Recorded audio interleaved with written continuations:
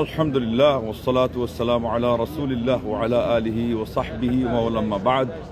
সম্মানিত দর্শক শ্রোতা, আজকে আপনাদের সামনে মাহে রমজানের শেষের দিকে এসে আজকে আমাদের ২৭তম রোজা। এখানে আমরা যে বিষয়টি স্মরণ করে দিতে চাচ্ছি, ইজমালিভাবে কিছু কথা, যে ফিতরার সুন্নাতি নিয়ম যেটা, সেটা সবাই ফলো করবেন। এটা হলো খাদ্য দেওয়া, ওটা ২.৫ কেজির থেকে ৩ কেজি, যে যেই মানের খাদ্য খায়। টাকা নিয়ে প্রশ্ন করাটাই ভুল, কেননা আপনি এক মানের খাদ্য খান, আরেকজন আরেক মানের, দাম তো সমান হবে না।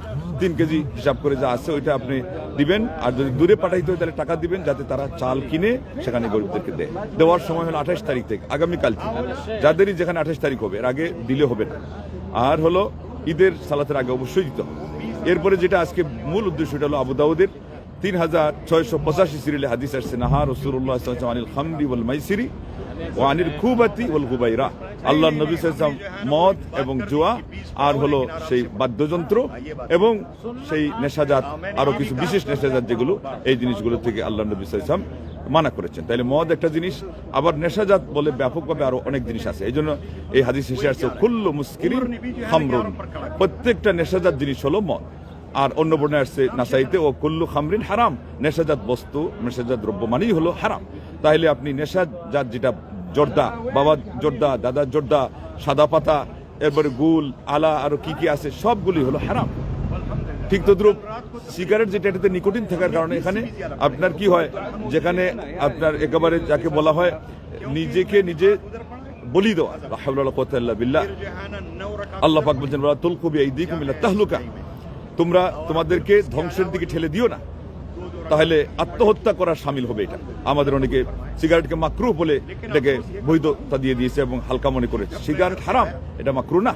এইভাবে করে আরো অন্যান্য যত হারাম জিনিস আছে, খাদ্যজাত হোক, পানি জাতীয় হোক, হারাম অভ্যাসের দিক থেকে হোক, কালকে আমরা স্বভাবগত দিক থেকে কিছু বলেছিলাম, মানসিক রোগ, এই সবগুলোর থেকে নিজেকে যদি আমরা এই পর্যন্ত এসে পরিষ্কার পরিচ্ছন্ন না করতে পারি, এর থেকে যদি আমরা মুক্ত না রাখতে পারি, তাহলে বোঝা গেল নিজেই আপনি অঙ্ক কষাইলেন যে আপনার অঙ্ক কি হয় নাই, মিলে নাই, আপনি রেজাল্ট এর মধ্যে পাশ করতে পারেন নাই। আল্লাহর কাছে আমি দোয়া করছি এবং আপনারাও দোয়া করতে থাকেন, আর সর্বোচ্চ চেষ্টা করেন আল্লাহ যেন আমাদের মনের দিক থেকে, চরিত্রের দিক থেকে, আমলের দিক থেকে, সব দিক থেকে পরিচ্ছন্ন হওয়ার তৌফিক দান করেন।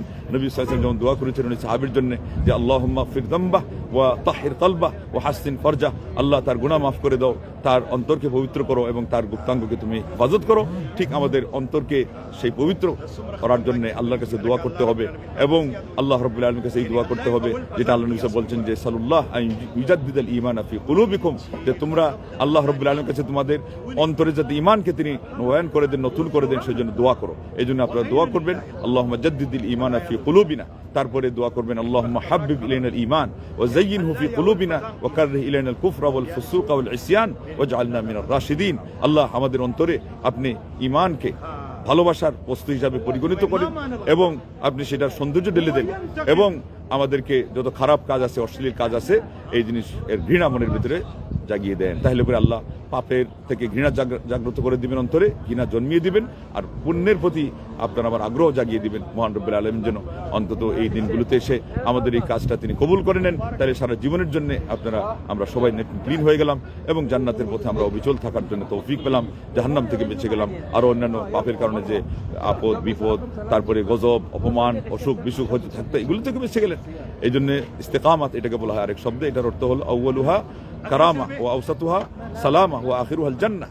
আপনি সরল পথে আসলে এটার প্রথম ধাপটাই হলো সম্মানের, এরপরে হলো আপনার নিরাপত্তার, এরপরে হলো জান্নাতে। আল্লাহ আমাদেরকে জান্নাত পর্যন্ত পৌঁছান, আমিন। ওয়া আখিরু দাওয়ানা আনিল হামদুলিল্লাহি রাব্বিল আলামিন। আসসালামু আলাইকুম ওয়া রাহমাতুল্লাহি ওয়া বারাকাতুহু।